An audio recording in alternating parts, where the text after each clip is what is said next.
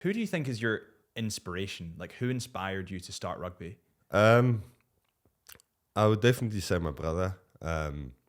He's probably gone through a bit of a tough time as well, having loads of surgeries at university he was, and not really getting a lot of opportunities, I would say. I remember at the age of 22, 23, finished up his degree, and he said to me, this is going to be probably my last season of playing rugby, and I'll start working. And he had a storm of a season in the varsity cup as well, and he managed to get a shot, and there was a couple of injuries, I think, at the Lions, and he managed to go on the Super Rugby tour with the Lions like a couple of weeks after he just finished with the varsity cup. And that just shows me that, if you keep on believing and keep on working hard, that, eventually you'll get your opportunity. So I always look up to him for someone that, kept on head down and just kept on working hard. And, as I say, like, if you work hard, then anything is possible. So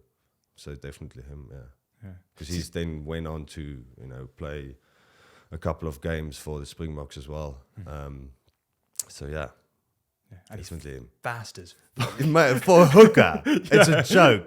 He's got these little legs, mate, like little angry warthog, mate. It's only like, he's probably going to want me to say he's 1.8, but he's not. It's like 1.78, 1.79, but he's so quick off the mark. Yeah. It's a joke. But I would say after 20 meters, there's not much going on. But he's so quick off the mark, and it's just... he's obviously a very strong guy, but yeah, we are built so different. Like, I'm tall and he's this short little nugget.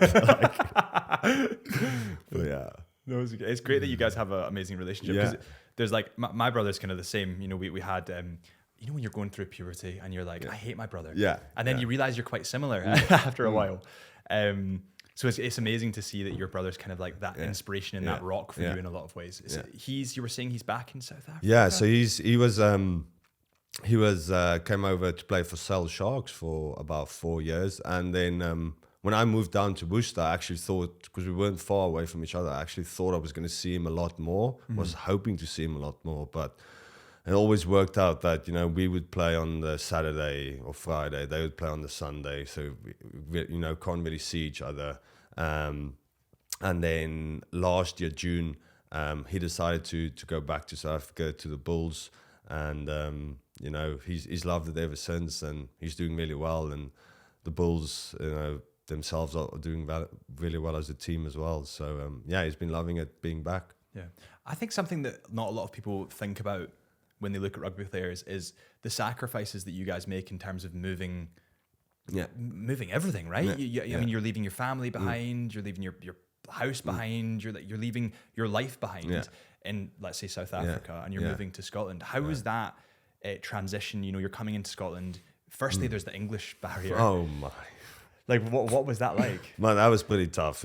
Coming over my first year, I didn't really speak much English back in South Africa anyway. So that was firstly very challenging, knowing that, I'm going to have to speak English. But then when I heard the accents of a few lads, I was like, oh, I remember when Rory Sutherland, right, he's from the Borders, when he spoke to me the first time, because he was injured with me as well. I was just thinking, what is this guy saying? Like, man, it gets to a point where, like, when you say, oh, excuse me, and he repeats himself, and the second time you're just like, oh, yeah, man. Yeah, got you. Funny. But you've got no idea what he was saying. So that was very challenging for me as well. And then the banter, I did not get, man. I was like, these boys hate me. Like, they were just taking the piss out of me 24/7. And I was obviously biting very hard because I wasn't used to it.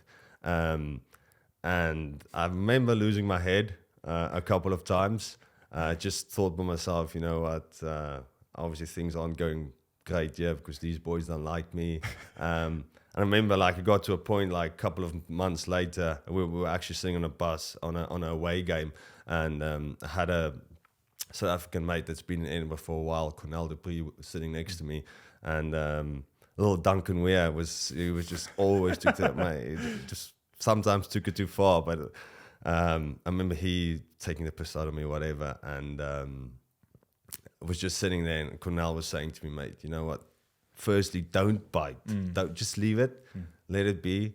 And he was saying to me afterwards, mate, you know what? They actually really like you, and that's why they're doing it. So I must say I've gotten a lot better, and I'm now probably the worst guy for having a bit of banter, to be honest, because I don't really get it, and I absolutely love it when I can see boys really want to bite, or when they do bite, you just get that satisfaction. Because like I say, I don't really bite anymore. It doesn't really bother me. I just get on with it. So that was also very challenging. And again, moving over to a country I've never been in, obviously with the language barrier a bit, and just completely different in a way. Not having the support of my family. Luckily, after a couple of months, I was able to bring my wife over, and that obviously helped me a lot. To get through those, I wouldn't say tough times, but challenging times. And I guess the only other sad thing is, every year I go back because I don't get to see my family that often. It's quite sad to see that, like, how your mom and dad are like getting older and you're just losing out on that a bit. So that's pretty challenging. So, people sometimes look from the outside and just say, oh, just moved over to play for Scotland, but it's not as easy as it sounds. Like, it's very challenging, and I guess people don't really get that at times. Like, you had to leave everything behind and sacrifice so much. And firstly, you're not guaranteed playing for Scotland anyway. Like, mate, you have to do well for Edinburgh, and then you have to be given an opportunity to play for Scotland. And even when you do, if you don't play well, there's other boys, you'll just get sacked. So it's a lot harder than what people think it is. Oh, just come over, play for Scotland. It's not that easy. What do you think the toughest point was in your career? I'd say the toughest point for me in my career was after playing for Edinburgh for 3 years.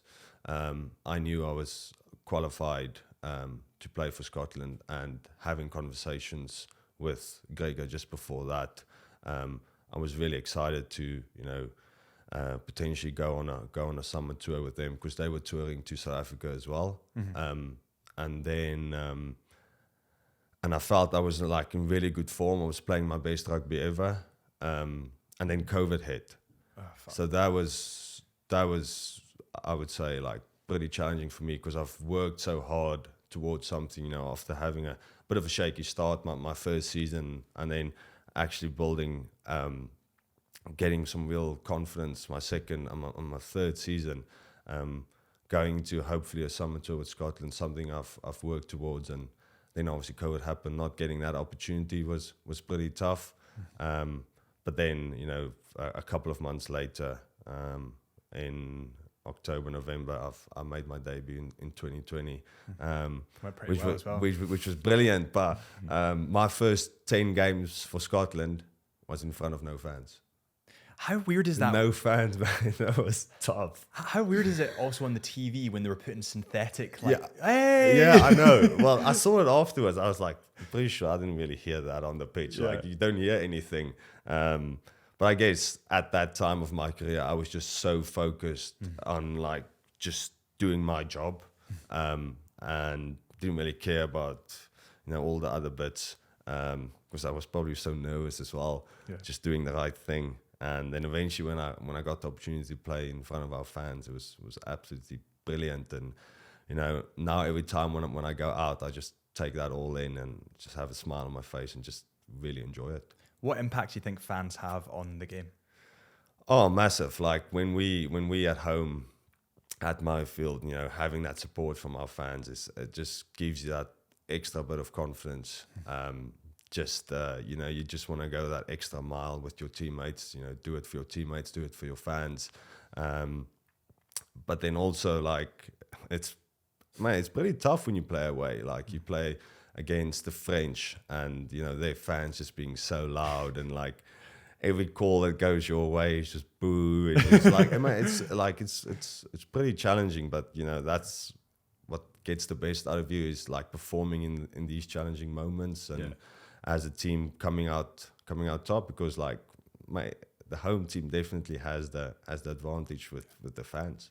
Do you think Scotland fans are the most aggressive. Man, I absolutely love our fans, man. Yeah. Like, I feel like they're always singing, Yeah. always cheering us on. Or when something doesn't go our way, you know, they're chucking a boo there. Fucking boo. Which is brilliant, mate. And sometimes our way traveling support is amazing. I remember playing at Twickenham in 2023 and just hearing so many Scottish fans just gives you that extra bit of motivation. And I mean, it's absolutely brilliant. I love our fans. They're loud.